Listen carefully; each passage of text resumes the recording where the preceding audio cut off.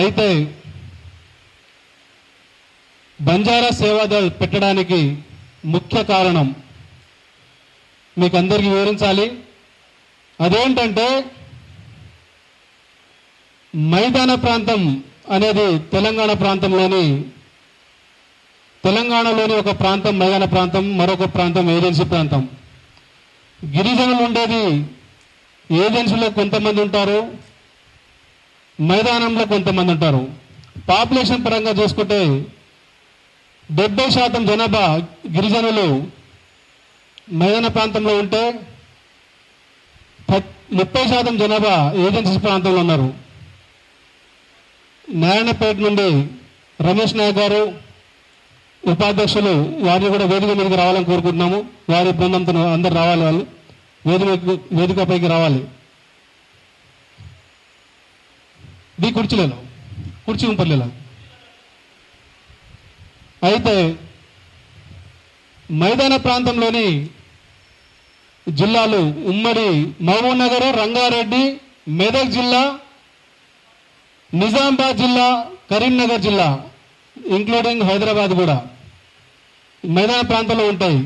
కానీ భారతదేశానికి స్వాతంత్రం వచ్చి 80 సంవత్సరాలైనా 16 సార్లు అసెంబ్లీ ఎలక్షన్ జరిగిన ఇండిపెండెన్స్ వచ్చినప్పటి నుంచి ఇప్పటి వరకు 16 సార్లు అసెంబ్లీ ఎలక్షన్ జరిగినా కానీ ఇప్పటి వరకు ఈ 5-6 జిల్లాలకు చెందిన గిరిజనులు ఒక్కరంటే ఒక్కరు కూడా చట్టసభలో లేరు. అది అసెంబ్లీలో కావచ్చు, పార్లమెంట్లో కావచ్చు, మన ఎమ్మెల్సీ కావచ్చు, రాజ్యసభ అయితే గిరిజనులకు అసలు లేనే లేదు. ఇప్పటి వరకు రాజ్యసభకు ప్రాతినిధ్యం గిరిజనులు లేనే లేదు. కనీసం జిల్లా పరిషత్ చైర్మన్ కూడా ఒక్క జిల్లా కూడా గిరిజనులు లేనేలేరు. ఈ 5-6 జిల్లాలు నేను ఇందాక చెప్పిన జిల్లాలు. అది దేనికంటున్నామంటే ఇప్పటి వరకు ఇంత అన్యాయం జరిగినా కానీ చాలామంది గిరిజన నాయకులు, ఈ జిల్లాకు చెందిన మైదాన ప్రాంతానికి గిరిజన నాయకులందరూ ఏదో ఒక పార్టీకి కనీసంగా బానిసలుగలో లేకపోతే వాళ్ళకు వత్తాసుగలో వాళ్ళు ఎబిలిటీ ఉన్నా కానీ రిజర్వ్డ్ స్థానాలు లేకపోవడం వల్ల వాళ్ళు వెనుకబడిపోయారు. కాబట్టి చాలా మంది ఇప్పటి వరకు ఎదురు చూస్తూ ఉన్నారు, ఇంకా మాకు అవకాశం వస్తుందేమో, కానీ అవకాశం లేని పరిస్థితి ఉంది. నేను మాతో పాటు నా టీం మొత్తము ఇంతకుముందు వివిధ సంఘాల్లో పనిచేసినా కానీ దగ్గర 10-15 సంవత్సరాలుగా మేము పనిచేస్తా ఉన్నాం. ఇప్పటి వరకు మాకు 10 సంవత్సరాలు ఇది నిమ్ముడు గొప్పిన నిప్పు లాంటి ఈ మా యొక్క డిమాండ్ గత 80 సంవత్సరాలుగా అణిచివేయబడి ఉంది, దీన్ని తొక్కబడి ఉంది.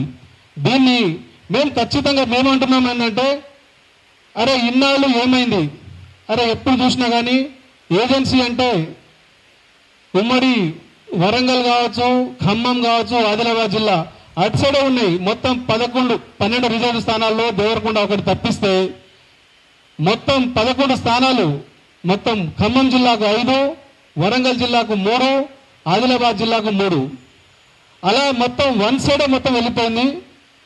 నాయకత్వం మొత్తం వన్ సైడే ఉంది. గిరిజనుల నాయకత్వం మొత్తం వన్ సైడ్ 3 జిల్లాలకే పరిమితమైంది, ఉమ్మడి జిల్లాలకు. అయితే మేమనేది ఏంటంటే, అరే అత్యధిక జనాభా 70% ఉన్న జనాభా మొత్తం మైదాన ప్రాంతంలో ఉంది. మైదాన ప్రాంతంలో కూడా వారికి కేటాయించాలి కదా. ఇన్ని రోజులు నేను ఒక ఎగ్జాంపుల్ చెప్తాను మీకు. 16 సార్లు ఎలక్షన్ జరిగింది కదా. కనీసం రంగారెడ్డి జిల్లాకు 2 వచ్చి ఉంటే, మహబూబ్నగర్ జిల్లాకు 2 వచ్చి ఉంటే, మెదక్ జిల్లాకు ఒక 2 సీట్లు వచ్చి ఉంటే, నిజామాబాద్ జిల్లాకు ఒక 2 సీట్లు ఉంటే, 16 సార్లు అంటే 16 × 2 అంటే 32 మంది, ఒక్కొక్క జిల్లాకు 32 మంది ఎమ్మెల్యేలు అయ్యేవారు. అలాగా రాజకీయ ప్రాధాన్యత ప్రతి జిల్లాకు ఉండేది. కానీ ఇన్నాళ్ళు మొత్తము మైదాన ప్రాంతానికి మొత్తం తొక్కి ఆ ప్రాంత డిమాండ్ మొత్తాన్ని వన్ సైడే మొత్తం 3 జిల్లాలకు చెందిన నాయకులే వారి చాకచక్యమో, వారి రాజకీయ తెలివో, చతురతను చేసి మొత్తాన్ని ఇక్కడ ఉన్న వాళ్ళకి మొత్తం గుమ్రా చేసి మొత్తం రాజకీయం మొత్తం వన్ సైడ్ తీసుకుపోయే పరిస్థితి చేశారు. కాబట్టి మేమనేది ఏంటంటే, మా డిమాండ్ ఒకటి ఉంది. అదేంటంటే గిరిజనులకు రాజకీయ రిజర్వేషను, ఎస్సీలకేమో జిల్లా యూనిట్ ఉంటుంది, గిరిజనులకేమో రాష్ట్ర యూనిట్ ఉంటుంది.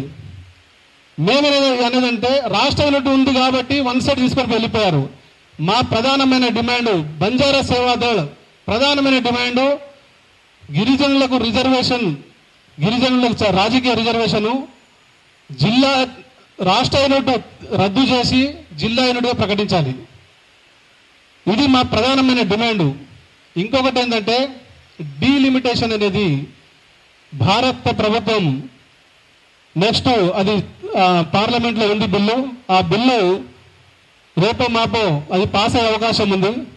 మేము ప్రభుత్వానికి ఒక డిమాండ్ చేస్తున్నాం. డీలిమిటేషన్ జరిగే టైంలో మాకు ఏజెన్సీ మీద ఎలాంటి కోపం లేదు.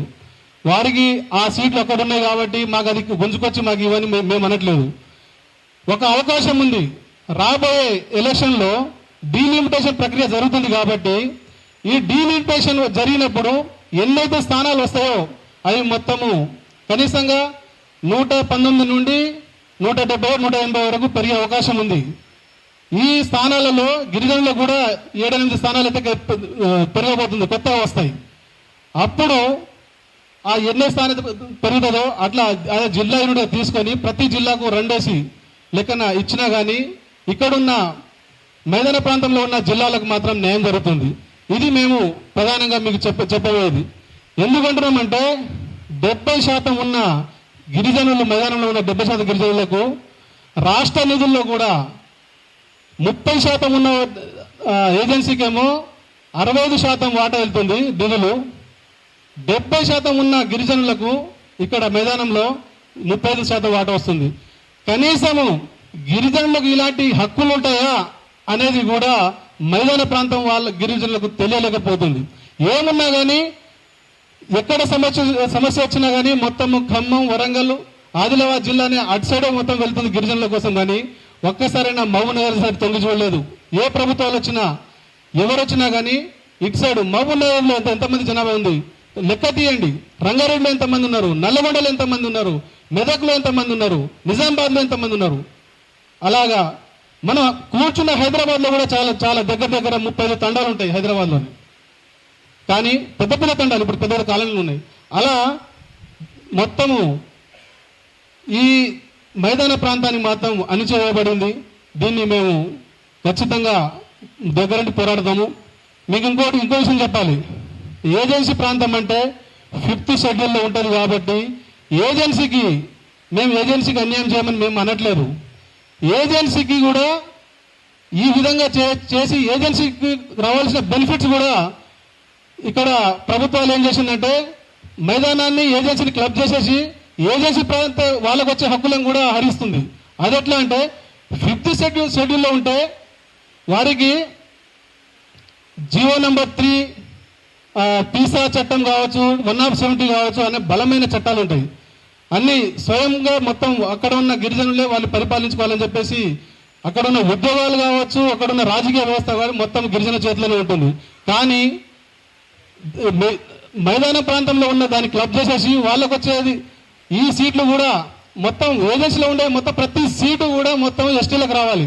కానీ ఏజెన్సీ ప్రాంతంలో కూడా మైదాన ప్రాంతాన్ని ఇంక్లూడ్ చేసేసి ఇక్కడికి రావాల్సిన సీట్లేమో దాకా కలిపేసి మీకు 12 రిజర్వ్ స్థానాలు ఇచ్చినామని చెప్పేసి గవర్నమెంట్ చేతులు దుప్పుకునే ప్రయత్నం చేస్తుంది. నేను చెప్పేది ఏంటంటే గవర్నమెంట్కు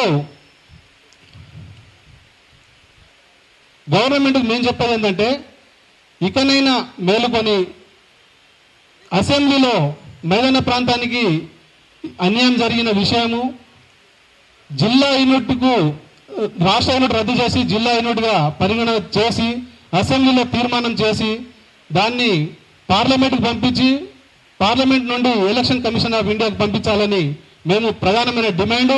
ఈ డిమాండ్ చేసేంత వరకు అసెంబ్లీలో బిల్లు పాస్ చేసేంత వరకు మేము బంజారా సోదరులుగా ప్రతి జిల్లాకు వెళ్ళి జిల్లాలో ఉన్న ప్రతి గిరిజన నాయకులందరినీ తట్టి లేపి దశల వారీగా ఉద్యమాలు చేసి ఈ డిమాండ్ని సాధిస్తాము. అప్పటిలోపు మేము ప్రతి బంజారా సేవాదళ్ ప్రతి జిల్లాకు వెళ్ళి ఇది పనిచేస్తామని కోరుకుంటున్నాము. దాంతోపాటు మేము ఈ కార్యక్రమం పూర్తయిన తర్వాత ఇక్కడ బంజారా సేవాదళ్ రాష్ట్ర కమిటీని మొత్తం సభ్యులు ఉన్నారు, అందరికీ నియామక పత్రాలు అందించి దాని తర్వాత వారి విధి విధానాలు వారి అందరికీ తెలియజేసి దాని తర్వాత మేము ఈ కార్యక్రమం ముగించుకుంటాము. జై తెలంగాణ.